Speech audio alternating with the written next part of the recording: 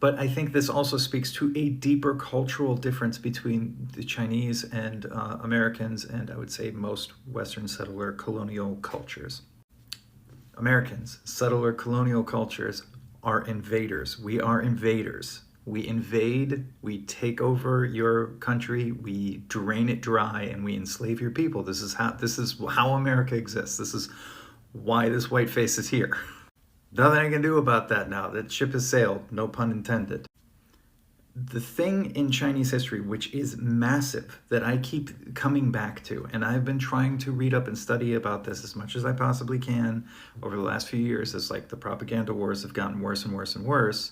I wanted to basically understand China better. So I've been reading as much as I possibly can. This whole Red Note thing has been incredible. There are so many just average Chinese people on there who have a really deep and sophisticated understanding of their 4,000 to 5,000 year old history as compared to like our 200-300 year old history.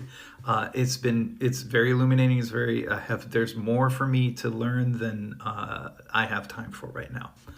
But I will just give one simple little story, which is the treasure fleets of Zheng He.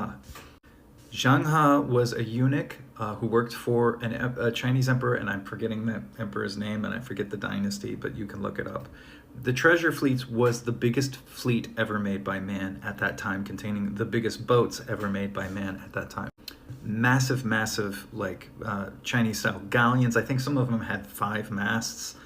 They were just enormous. And the whole idea behind this fleet, and it was hundreds of boats, the idea behind this fleet, China was not a seafaring nation, really. Like, they just kind of stayed in their own little pond, like the East China Sea.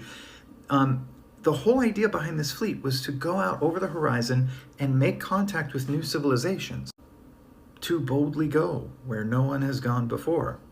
So they did this at enormous expense. It was a civilizationally ruiningly expensive endeavor for them to do, coupled with expanding the Great Wall at the exact same time.